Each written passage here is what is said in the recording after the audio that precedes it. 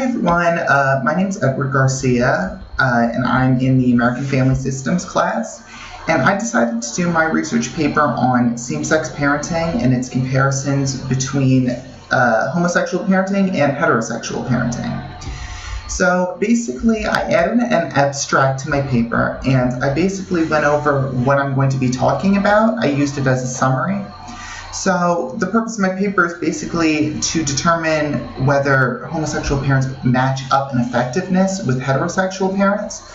The reason I chose to do this is because I myself identify as gay, and I figured it would be an interesting topic as it's a big thing for debate in today's world. And so what I did was I compared several factors such as role modeling, the household environments, and the bonds that are created between parent and child, because I figured those would be some of the most important things to look into. So for my introduction, I found out that 3.8% of Americans self-identify with lesbian, gay, bisexual, or transgender, which as our world becomes more and more progressive and accepting, more and more people are deciding to come out. So that percentage will most likely grow more within the next couple of years. So when people are thinking of parenting, oftentimes they'll ask themselves this: are gay parents able to create the same nurturing environment for their children? Can they provide role models of different sexes? Can they create an environment that is equal to or even maybe better than that of a heterosexual household? So let's start off with a couple more statistics. 55% of people in our nation support same-sex marriage, and 58% believe that same-sex relations are morally acceptable. And this is actually a very big difference from in previous years. And essentially those that support same-sex marriage also have positive feelings towards same-sex adoption as well.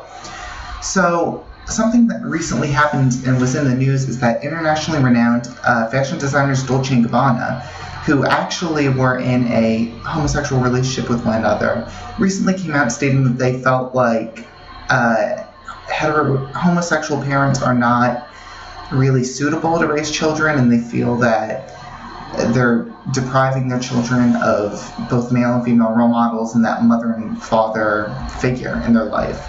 They feel like children should have both. And a lot of people put more weight on this because they are homosexuals themselves. So the first thing I started off with was role modeling. So one of the first things that you should consider when it comes to parenting is role models. Parents are supposed to teach your children right from wrong. And there was actually a study that was done with 3 heterosexual women and 2 heterosexual men that found out that one of them was kind of considered the fun parent, end quote, and the other one was considered the unfun parent. And the funny thing was that the same correlation was found when adding in the factor of homosexual parents. One was kind of the fun one, the other one was the unfun one, quote unquote. But the thing also about positive male and female role models is that the role models themselves, what I discovered, don't necessarily have to be the parents. It could be someone of the opposite gender that's a close family friend, or another family member, maybe a grandparent, or someone like that. And I kind of compared it to if you were to adopt a child of another race, which you should have someone in the child's life that is of that race as well.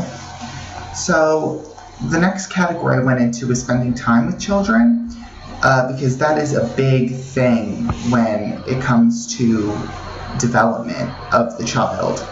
So spending time with children. It was discovered in a recent survey, 2014, a recent study rather, that a mother's brain actively changes after having a baby. It kind of gives her this instinctual urge to protect the child and to be there for it. And 10 parents that were surveyed specifically stated that the arrival of their child had shifted the family dynamic, in that their attention was on the child now. And homosexual parents, basically, in another study that was done, proved that this same thing happened in their households. And another thing to consider is that if a lesbian parent were to go through surrogacy, they would have the same bond over pregnancy that a heterosexual woman would, because pregnancy is pregnancy. So that is kind of irrelevant when someone says that, well, it's different because a mother that gives birth to her own child has a stronger bond. Well, that is possible in some homosexual relationships as well. So nurturing bonds and environment was the next thing that I looked into, because this is another very important thing, if not the most important thing to look into. And they found that adoption for heterosexual parents found that one would be a little bit more standoffish because of kind of the uncertainty when it comes to the finality of the adoption process. So the heterosexual parents feel the need to be a little bit overprotective of their children, and they found out that children raised in homosexual households, it's kind of combated the outcome of them. Some feel that homosexuality in the household can lead to a bad outcome for children, whereas others disagree. As a matter of fact, there was a study done on gender-typed play, which essentially discovered that if a girl was raised in a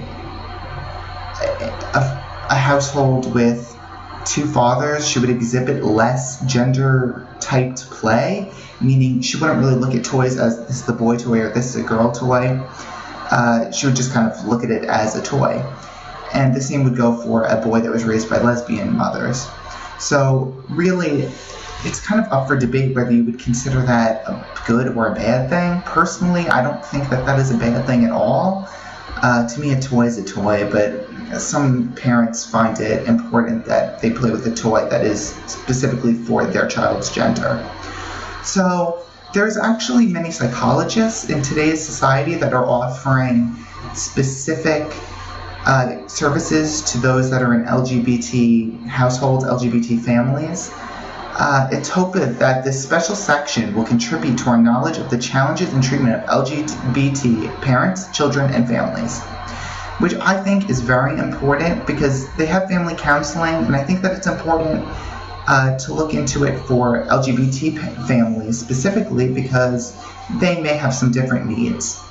So basically, what is this big difference between heterosexual parents and homosexual parents?